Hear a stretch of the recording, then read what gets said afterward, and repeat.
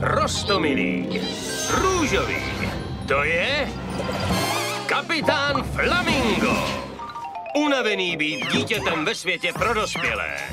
Míla Powell se rozhodl stát superhrdinou. Zářící zobák spravedlnosti pro všechny děti na světě. Ho, ho, Flamingo! Vždy se svými supernovinkami. A věrnou Alžbětou po boku. Připraven pomoci malým a bezbranným. Kapitán Flamingo. Nechte se unést jeho představivostí. Křičím, křičíš, křičíme. Je poslední letní den. A malý Míla se pokouší užít si poslední prázdninovou zábavu. Dobře, prasátko. Chci své peníze. A chci je hned.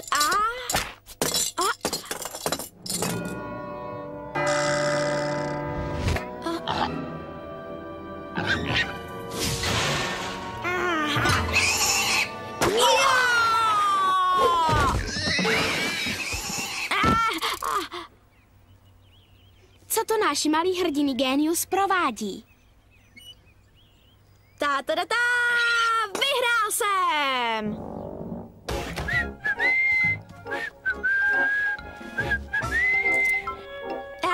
Ahoj, Mílo, co to děláš? Vykradl jsi banku? Ne, to mám od ní. Dokázal jsem to. Celé léto jsem sbírala láhve a našetřil si $4.40. Co si za ně koupíš? Zmrzku Kilimanjaro. Ne, K2. Má největší čokoládovou polevu ze všech zmrzlin na světě. Má tu nejlepší náplň. Stojí víc, než si může jakýkoliv rodič dovolit. Kolik?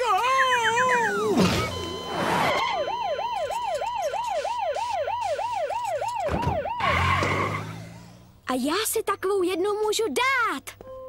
Poslední den prázdnin a vaše poslední zmrzlina.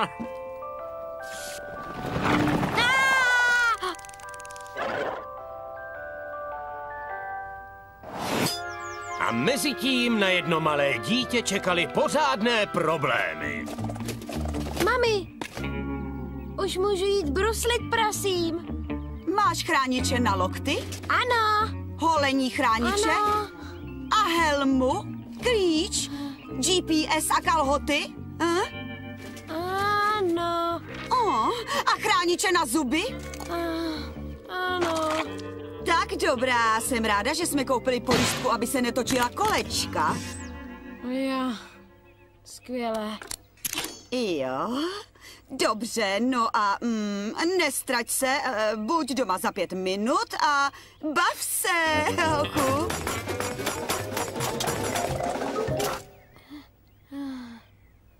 Blbá pojistka.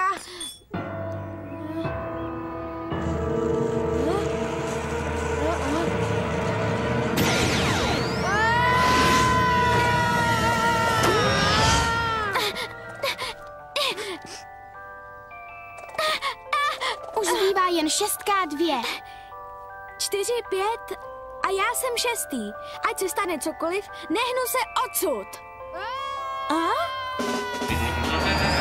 To je malý kluk v nesnázích. Ale co K2? Owen řídící se na kolečkových bruslích. Páni, to jsem si mohl myslet. Owen chtěl kolečkové brusle víc než cokoliv jiného. Ale starostlivá matka ho vzala k týmu expertů, jen aby dokázala, že je to nebezpečné. Mé rady nikdy neposlouchají a pak to končí bolestivě s mnoha zraněními a zdravotními problémy. Ale Owen měl také své experty. Je zřejmé, že chlapec bez kolečkových bruslí trpí sociálním vyloučením. Těžko se zařazuje mezi své vrstevníky. Blá, blá, blá. Máma musela použít tajnou zbraň. Jsem tvoje máma, musíš mě poslouchat. Ale Owen měl také svou zbraň. A já jsem dítě. A ty mi zase musíš naslouchat.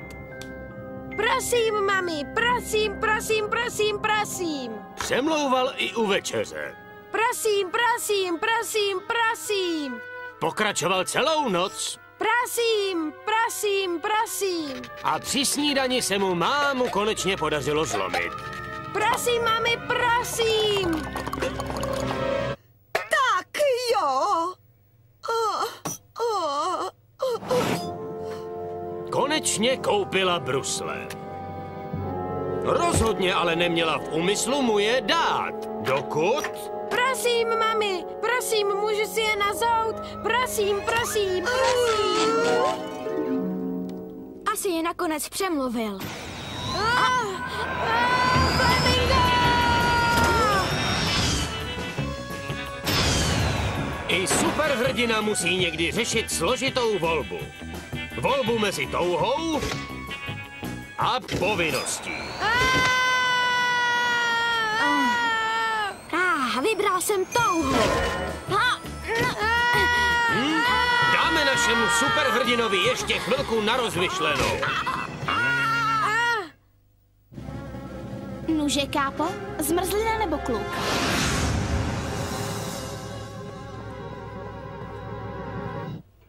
Dám zálohu. Až se vrátím, zmrzku si vezmu. Ale tak jdeme. Zvládneme to jistě, kapitáne. Zastavit jedoucí objekt je standardní superhrdinný úkon. Pokud ovšem objekt není vybaven turbem, to může být ošidné. Aha, ale já to dokážu. Hodím Ovenovi laso a on se ho jen chytí a počká, až zabrzdím. To je geniální, kapitáne. Bohužel... Ovene, chyť se! To není laso, je to natahovací guma.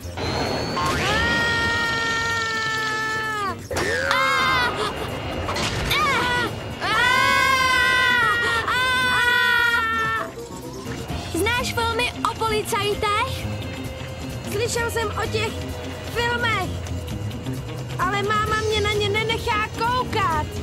Nevadí, jen mi musíš naprosto důvěřovat. Ve filmech zloduchům zničí pneumatiky a tím je zastaví. Tohle ta kolečka zastaví. Ne! Pistoli jsem naplnil pouze promašťovacím olejem. Teď jdeme ještě rychleji.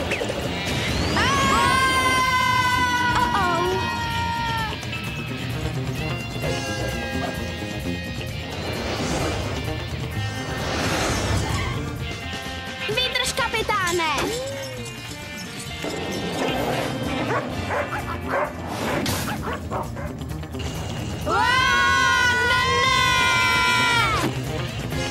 Tímhle se zpomalují závodní auta.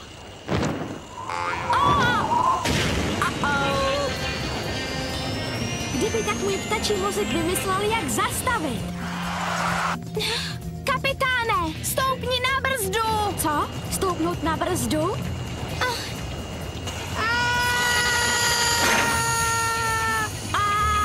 Ne, jen ty brzdy zničil, to ne!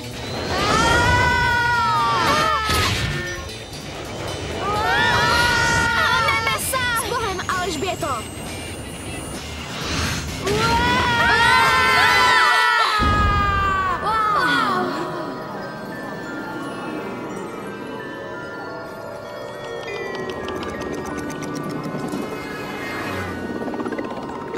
Hele, určitě letíme větší rychlostí než zvuk. A světlo. Jedeme zpátky časem.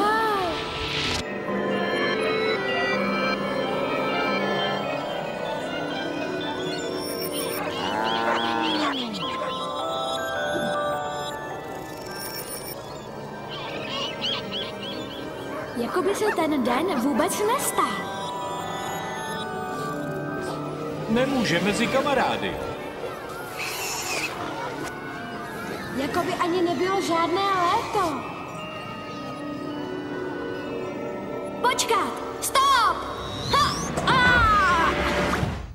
Já nevím. Mám je koupit? Ne, nekupuj. Owen je nikdy nezvládne. Je moc malý. Ano, tenhle růžový kluk má pravdu.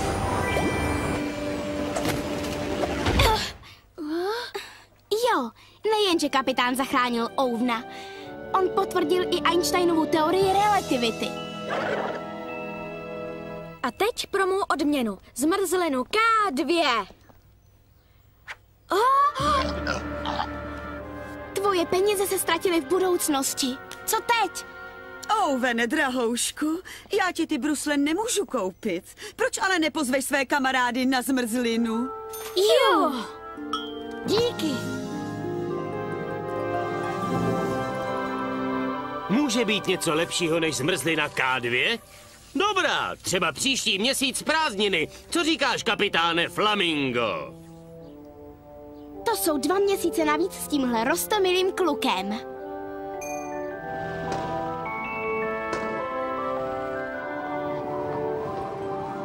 Kapitán Flamingo! Ochránce malých dětí na velké cestě životem.